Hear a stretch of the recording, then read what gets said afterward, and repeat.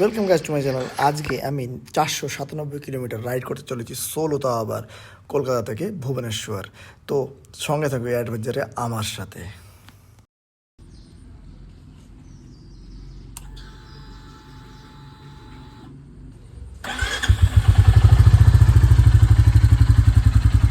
Ready হয়ে বললাম আজকে আমি তো একটু উড়িষ্যা।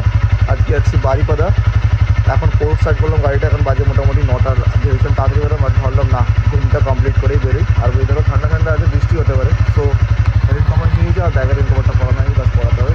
এখন তো চলো সঙ্গে থাকো। আজকে জানি যে এপিক হতে চলেছে। গোপ্রো নেই, প্রিকনসিডার করো, ফোনেই হবে গাড়িতে। এখন মোটামুটি 55 কিলোমিটার আমার চলা হয়ে গেছে।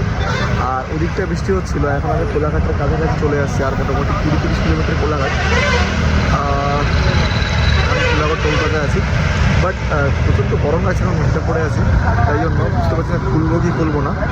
আর একটা মিটারের সমস্যা হচ্ছে বাইকের, স্পিডটা দেখাচ্ছে একটু কম কম। যাই হোক, খাচ্ছি ডাব আর চলো দেখা যাচ্ছে।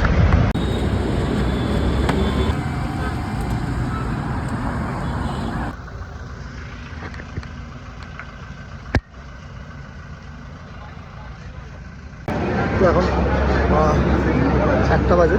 আমি এখন শেরিগঞ্জে দাঁড়িয়েছি। গাড়ি আমি দাঁড়িয়েছি এখানে, গাড়ি সামনেই রয়েছে। কিছু খাওয়া দাওয়া হবে আর তারপরে আবার বেরোবো। এখন মোটামুটি আমি চালিয়েছি এখন পর্যন্ত 90 থেকে 100 কিলোমিটার, আরও 150 কিলোমিটার বাকি আছে। আমার গাড়ি ইয়েস। যাই হোক, আমি ভাত খেতে চাইছিলাম না।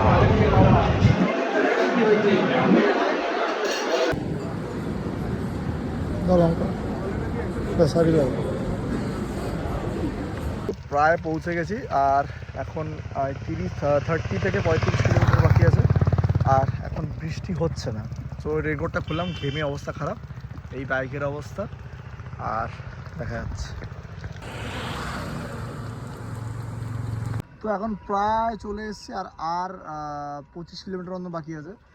একটা জিনিস প্রবলেম চেক করলাম, এটা হচ্ছে আমার গাড়ির চেনে খুব আওয়াজ হচ্ছে। মেবি এই খুব কাদা বর্ষায় হচ্ছে। ওখানে গিয়ে আমার দেখতে হবে একটুখানি যদি চেনটাকে ক্লিন করা যায় বা একটুখানি লুব্রিও করা যায়। ওটা দুটো অপশন দেখতে হবে। তো লেটস সি। আর বেশি বাকি নিয়ে গিয়ে দেখা হচ্ছে, চলো ওখানে গিয়ে।